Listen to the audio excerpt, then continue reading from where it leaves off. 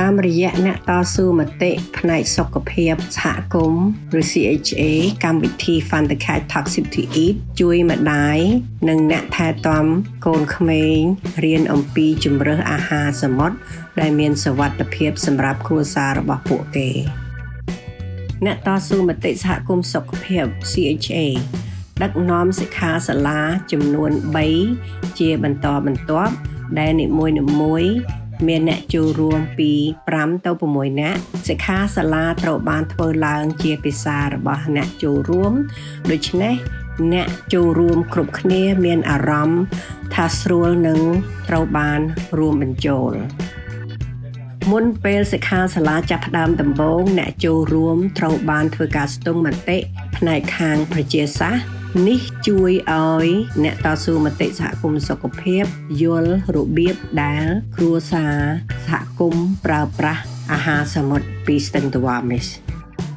នៅក្នុងសិក្ខាសាលាដំបូងម្ដាយនិងអ្នកថែទាំរៀនអំពីស្ទឹងទវ៉ាមីសពួកគេនឹងឮអំពីរបៀបដែលស្ទឹងទវ៉ាមីសคล้ายជាការបំពុលដោយសារធាតុគីមីហើយហេតុអ្វីបានជាត្រីខ្លះមិនមានសុវត្ថិភាពក្នុងការបរិភោគពួកគេ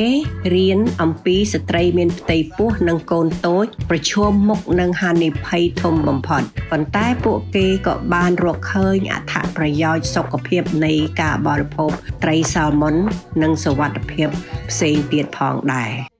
នៅចុងបញ្ចប់នៃសិក្ខាសាលាអ្នកចូលរួមឆ្លើយសំណួរនិងចែករំលែកគំនិតរបស់ពួកគេនៅក្នុងការពិភាក្សាជាក្រុមនៅក្នុងសិក្ខាសាលាទី2ក្នុងការពិនិត្យជាក្រុមឡើងវិញ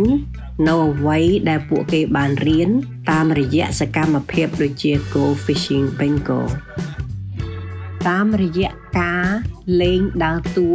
អ្នកចូលរួមអនុវត្តការសួរថាតើត្រីសាម៉ិនមកពីណានិងរបៀបបដិសេធត្រីដែលមិនមានសុវត្ថិភាពពីមិត្តភ័ក្តិឬក្រុមគ្រួសារដែលបានមកពីស្ទឹងទវ៉ាមីស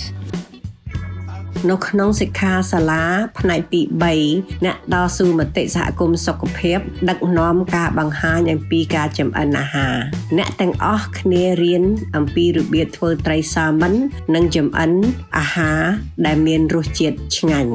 និងសុខភាពល្អទាំងអស់គ្នាឡាបត្រីសាម៉ិនត្រូវបានបង្ហាញនៅទីនេះផងដែរនៅចុងបញ្ចប់នៃសិក្ខាសាលាអ្នកចូលរួមចុះហត្ថលេខាលើកិច្ចសន្យាដើម្បីជ្រើសរើសត្រីសាម៉ិនប្រកបដោយសុវត្ថិភាពនិងចែករំលែកអ្វីដែលពួកគេបានរៀនជាមួយគ្រួសារនិងសហគមន៍របស់ពួកគេមេត្តាឬអាណាព្យាបាលក្មេងម្នាក់បានទទួលចំណេះដឹងជំនាញទំនុកចិត្តនិងការលើកទឹកចិត្តសម្រាប់ការចូលរួមរបស់ពួកគេ